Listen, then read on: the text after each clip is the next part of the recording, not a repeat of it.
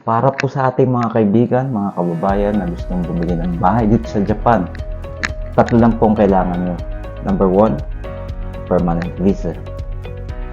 Sosyal visa. Visa! Yan, permanent visa. Pangalawa, more than 1 year na kayo nagtatrabaho sa kumpanya or kaisya. And number 3, bayad lahat ang obligasyon nyo dito sa Japan. Lahat ng kailangan bayarang obligasyon nyo ay bayad lahat.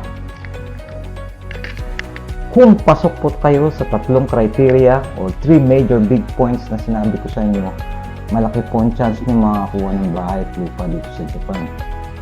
If ever na pasok po kayo, andito po tayo, pwede ko po kayo may assist, may pakilala ko po kayo sa mga nabilhan ko ng bahay para mas madali po yung usapan kasi first time na nakakapagsalamuha sa mga guardian, lalo sa mga Pilipino, mas maganda yung may experience ng kuhanin natin para dire-diretso, wala nang cheche-diretso. So, just call me, text me in my Facebook account para mapag-usapan natin, matulungan ko kayo. Bigyan ko po kayo ng assist sa mga, at least, makatulong po sa inyo sa mga pangarap natin sa buhay. Okay? Panoorin niyo po to, mga binibentang bahay.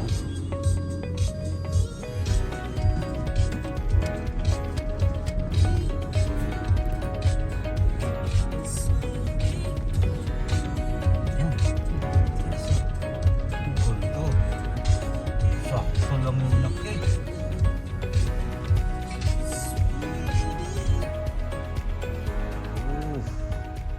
Ito po yung isa sa mga binibentang bahay. So, ang price niyan doon sa loob. Ayun.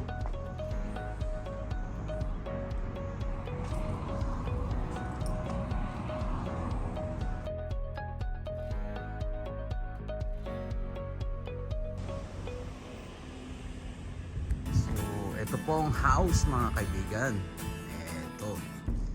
Ang presyo niya ay 2,000.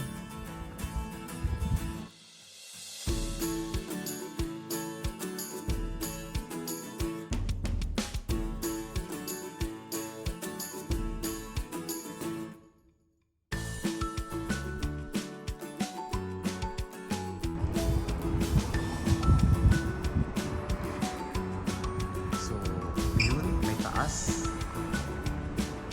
Ang entrance niya andito. Maganda to.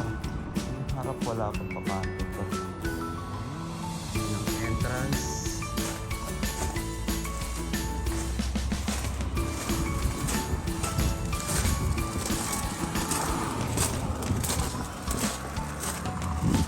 Ito yung sa tabi ng kalsada. Pinakanan niya likod.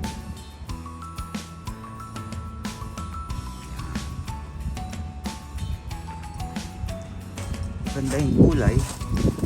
Ayos.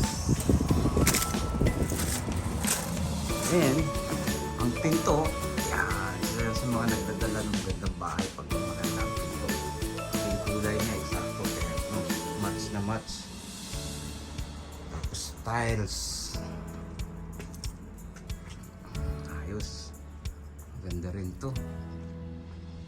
Tapos na ayun. Dito may second floor. Ay, yung second floor niya sa taas. Second floor. Ito yung pinaka salas niya. Tsaka kusina. Luwag ng kusina. Maluwag. Maluwag ang kusina. Yun ang pinakasalas.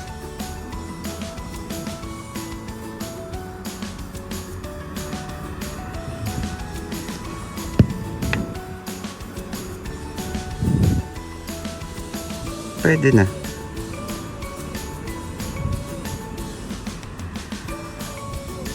Dito ginaganap yung mga transaction siguro nila. May mga ano eh.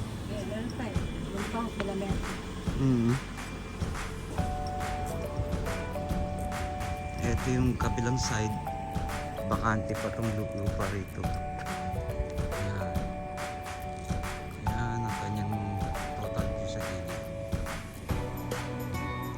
bintana niya, ano, no? Iba-iba yung katachi. So, 2,280 lapad po mga kaibigan. 2,280. Argument, 2,080 lapad pala. Hindi 2,280. Balik lang po natin. 2,080 lapad. Maganda dahil yung sa harapan niya, mga bakante pa. Wala pang mga nakatira. Isa lang yung kapitbahay, bago rin. Uy, puro bago yung mga kapitbahay. So, 2,080 lapad po mga kaibigan. Dito lang po sa may malapit sa Kawa ang lugar na Takefu Echisenshi. Sa mga nakakursunada po, gusto nyo matingnan yung loob, kontakin nyo lang po ako, message, at kausapin po natin yung pinaka mamahala po sa pagtitinda ng bahay na to. Huwag kayong mag-alala kung sakasakaling bigyan tayo hard time, i-assist ko po kayo. Kakilala po natin yung nagtitinda rito. Sa kanya po tayo kumuha ng bahay. Okay?